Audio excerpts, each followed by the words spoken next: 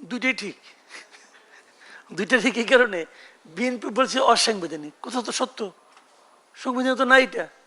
আবার ওনারা যেটা বলতেছে যে সংবিধানের মানে তো আমরা আন্দোলন করি নাই, ওইটাও ঠিক। দুইটাই ঠিক। কিন্তু এখন সমস্যাটা হলো কি, দুইটা তো আপনি ঠিক রাখতে পারবেন না, আপনি কোন ঠিক মানবেন? মাঝখান থেকে সমস্যা যেটা হলো যে জনগণ বুঝতে পারলো না কোনটা ঠিক। বিএনপি কিন্তু তার রাজনীতি বুঝছে, আবার জামাত আর এনসিপি ওনারা ওনাদের রাজনীতিটা বুঝছে। জনগণ বুঝে নাই যে তাদের জন্য রাজনীতি আসলে কোনটা ঠিক, আমরা কিন্তু বুঝি নাই ভাই। তো এটা হলো না। আচ্ছা একটা কথা বলেন আপনি আমাকে, আমি ধরে নিচ্ছি বিএনপিটা ঠিক, ধরে নিলাম যে বিএনপি বলল যে এই শপথ আমি করব না, কারণ এইটা এই কারণে এটা ঠিক না। ওনারা বলছে সংবিধানের কোথাও এই জিনিসটাই নাই, তো যে জিনিসটা সংবিধানে নাই সেটা শপথ আমি দেবো কেন? ওকে মানলাম। যখন বিএনপি কাজটা করলো, বিএনপি তো আগে করলো, ওরা করলো ঠিক না, এটা ফাইন। তাহলে তারপর সিসি এই শপথটা অন্যদেরকে পড়ালো কেন? তাহলে সিসি কি ওদের পক্ষ নিয়ে নিল? বলেন আপনি আমাকে। 212 জন বললো এটা ঠিক না, এবং তারা সবাই আইন পড়ে তা, কিন্তু তারা আগামীতে আইন প্রণয়ন করবে, তারা আইন সম্পর্কে ভালো জানে, নাহলে আইন প্রণয়ন হয়েছে কেন? করবে তো। তাদের উপর তো আমাদের ভূত ভবিষ্যৎ সব নির্ভর করতেছে। না 12 জন না 13 জন, উনিও তো আছেন। তাহলে 213 জন বললো এটা আমি করতাম না, ঠিক আছে করলাম না। তো ওনারা আইন এত বুঝেন, ওনারা বলতেছেন করবো না আমরা এটা, তাহলে সিসি পরে এটা অন্যদেরকে পড়ালো কেন? আমরা বিশ্বাস করি এই স্বপ্নগুলিতেই তৈরি হবে স্বপ্নের বাংলাদেশ। স্বপ্ন ধরা, ধরনীর বুকে স্বপ্নের ঠিকানা। আবার অন্যরা যারা পড়লো তাদেরও তো একটা যুক্তি আছে যে আপনারা কি সব কিছু সংবিধান মেনে করতেছেন? এই নির্বাচনকে সংবিধান মেনে করছেন? অন্তর্বর্তীকালীন সরকার আপনি পাইলেন কই সংবিধানের মধ্যে? কই পেলেন? পান নাই তো।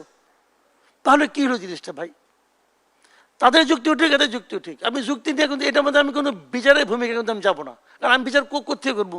আমি তো দর্শক, আমি তো কিছুই বুঝি না। আমি খালি এইটুকু বুঝি যে আমাদেরকে কি দিল এটা আমরা বুঝলাম না। এখন কি হবে? মানে সত্যি কথা বলতে কি, জুলাই সনদ নামে একটা জিনিস যেটা আবিষ্কার হয়েছিল, এই সনদের কিন্তু অনেক কিছু আমার খুব পছন্দ। আমি পার্সোনালি আমি খুব পছন্দ করি অনেক কিছু। যেমন ধরেন দ্বিকক্ষ, উচ্চকক্ষ আমি পছন্দ করি। উচ্চকক্ষে পেয়ার পদ্ধতিতে উচ্চকক্ষ, এটা আমি পার্সোনালি পছন্দ করি। আমি মনে করি এটা হওয়া উচিত। বিএনপি চায় নিম্নকক্ষে আনুপাতিক হারে, তাহলে উচ্চকক্ষের দরকারটা কি? সেই আপনার নিয়ন্ত্রণ তো থাকলো। উচ্চকক্ষটা তো করাই হয়েছে ওই কারণে যে নিম্নকক্ষের নিয়ন্ত্রণের বাইরে একটা কক্ষ থাকবে, তাদের অন্য কোনো ক্ষমতা থাকবে না, কিন্তু আলোচনাটা হবে।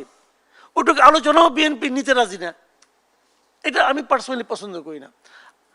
আবার অনেক কিছু আছে যেগুলো আমার পছন্দ হয়, যেমন আমি যেমন বলছি যেটা, যে হা না ভোট যখন হয়, আমি কিন্তু প্রথম দেখছি যে ভোট দেওয়ার সময় আমি হা দিব না দিব, একটু চিন্তা করছি।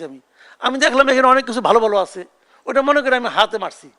মারার পরে আমার মনে হলো এমন তো অনেক কিছু খারাপ খারাপ আছে, আমি যেটা চাই না, ওটা মনে করে আবার দাঁতে মারছি, দিয়ে 2টা সিল মেরে থুয়ে আমি রেখে আসছি। তখন আমার কাছে মনে হয়েছে, গণভোট আপনি দুটি আমার কাছে মনে হয়েছে ভাই এইভাবে প্যাকেজ হয় না, প্যাকেজটা এরকম করা যায় না।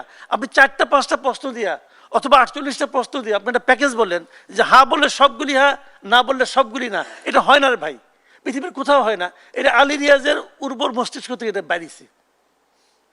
আলী রিয়াজ সাহেবের জেদ, সেই জেদের প্রতিফলন হলো এই গণভোট, সাপোর্টেড বাই ডক্টর ইউনূস। উনি এটাকে আলী রিয়াজ উনি সিদ্ধান্ত নিয়েছেন, আলী রিয়াজ যা বলবে আমি তাই হ্যাঁ বলবো বলে এটা বানাইছে, এটা উদ্ভট একটা বানাইছে। এটা যে কী বানাইছে আল্লাহ জানে। ওই যে সুকুমারের পড়ছিলাম না, যে হাঁস আর খচ্চর মিলে কি হইলো, যাও ওরকম হয়ে গেল আর কি জিনিসটা। হাঁস আর হাঁস সজারু মিলে হাঁস জারু, তো ওরকম একটা বানাইছে আর কি। আর আপনি কোনটা মানবেন? কাজে কাজে আমি মনে করি এই সাংবিধানিক জটিলতা নিয়েই আমাদের সামনের দিকে অগ্রসর হতে হবে, এবং এটা নিয়ে জটিলতা হবে। প্রথম জটিলতা এটা নিয়ে হবে, সংসদ যখন বসবে না এটা নিয়ে জটিলতা হবে। এখন ওনারা 212 জন আছেন, গায়ের জোরে অনেক কিছু করবেন, এনারা কম আছেন, যুক্তি দিয়ে কাজ হবে না। আমি সবসময় চাইছিলাম, আমার মনে পায় একটা প্রার্থনা ছিল যে বিএনপি যেন 180টার বেশি না পায়, এটা আমার মনে মনে প্রার্থনা ছিল। এখন মানে কি বলে এটা, শুকুরের দোয়ায় নাকি গরু মরে না, তাই হয়েছে আর কি। তো আমার দোয়া অনুযায়ী কাজ হয় না, কারণ এখন তারা তো 212 পেয়ে গেছে ভাই।